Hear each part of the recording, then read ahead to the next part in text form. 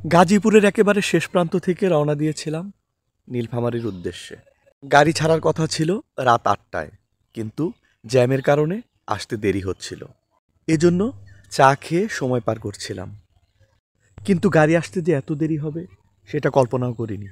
শেষ পর্যন্ত 10:45টার দিকে গাড়ি চলে আসলো। উচ্ছ্বাস একটু কমেই গিয়েছিল, কিছুটা মন খারাপ করেই গাড়িতে উঠেছিলাম। হালকা ঘুম ঘুম আসলেও যমুনা সেতুর কাছে গিয়ে ঘুমটা কেটে গেল। রাতের বেলা সেতুর কিছু দৃশ্য ভিডিও করে রাখলাম। এরপর ঘুমিয়ে পড়েছিলাম।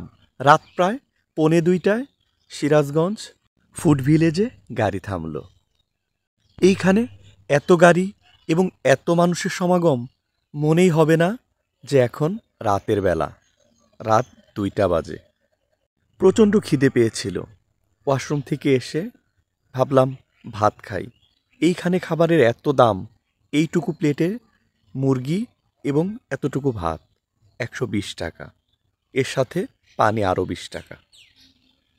যাই হোক, আপাতত ক্ষুধা মিটেছে। ফুড ভিলেজের রাতের যে ওয়েদার, সেটা আমার খুব ভালো লাগে। এখানে এত লোক সমাগম হয়, অনেক রকমের দোকান, ছোটোখাটো একটা মেলার মতো। এরপর গাড়ি আবার চলতে শুরু করলো। দীর্ঘ যাত্রা, প্রায় 7 ঘন্টা জার্নির পর ভোর 5টায় গাড়ি এসে নামিয়ে দিল নীলফামারী টেক্সটাইল। এখানে ভোরবেলা দোকানপাট বন্ধ থাকলেও একেবারে নিরিবিলি ছিল না। বেশ কয়েকটা ফলের দোকান, চায়ের দোকান এবং এর সাথে কিছু হোটেলও খোলা ছিল।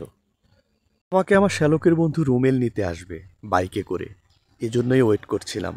এই ফাঁকে একটা চাও খেয়ে নিলাম। আলহামদুলিল্লাহ, সুন্দর একটা ভ্রমণ হয়েছে। সামনে অনেক জায়গায় ঘোরার প্ল্যান আছে, ইনশাআল্লাহ আপনাদেরকে দেখাবো। ভালো থাকবেন। আল্লাহ হাফেজ।